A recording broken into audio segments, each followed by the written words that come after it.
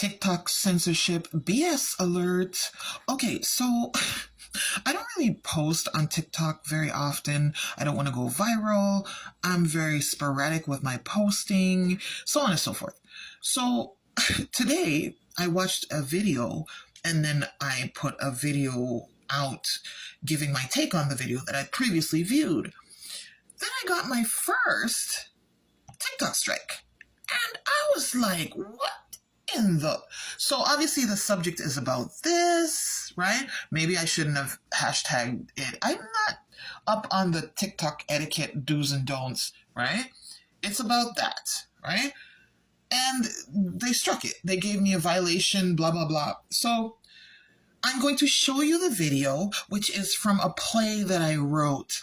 And everything in it is for educational purposes only, allegedly. Let me play that for you now. And this proves the content of the video is 100% accurate, because why else would they strike it if it wasn't 100% accurate? So, yeah.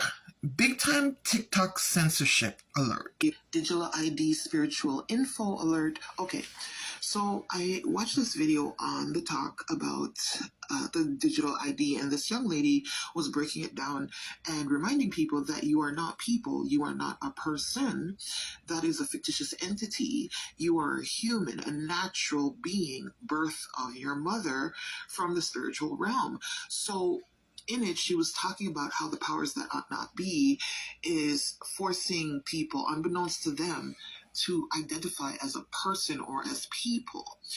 And so by doing that, the humans who are forced to identify as people are signing away what they know to be their rights under this physical law. Now, the thing with that is you are not subject to the 1% mandates. Whatever they say is mandate, you're not subject to that. Whatever they say is law, you're not subject to that. You as a human being, you're subject to the law of nature. That doesn't mean that you go out and break the written law, blah, blah, blah. It just means that you're supposed to be sovereign, free to travel about, free to, do whatever, as long as you don't harm yourself, harm others, harm nature, or harm any living thing or animal, right? However, the government is trying to make it so that they control you using these so-called digital ID mandates. So a download came to me and I wrote it down so that I don't forget. I'll come in on the back end after reading it and just elaborating on it more. This is the comment that I wrote on her video, and I'm going to just speak on it now. The spiritual equivalent to a name is your finger/handprint.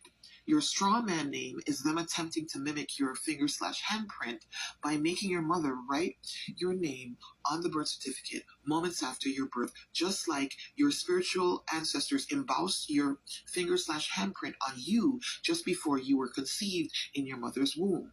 The law of nature recognizes cursive writing, not English alphabet. AI cannot recognize cursive writing. Therefore, anything typed or written in lowercase English alphabets signed off on is typed in English alphabets. In non-cursive is not legally binding.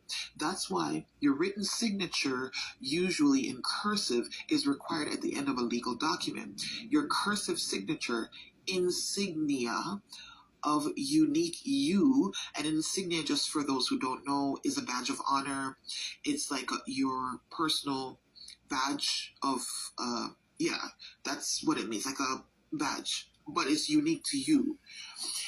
So your cursive signature, in brackets, insignia of unique you, is what binds you to that contract. Start writing your signature in lowercase English alphabets, and that document may be rendered null and void in court if challenged.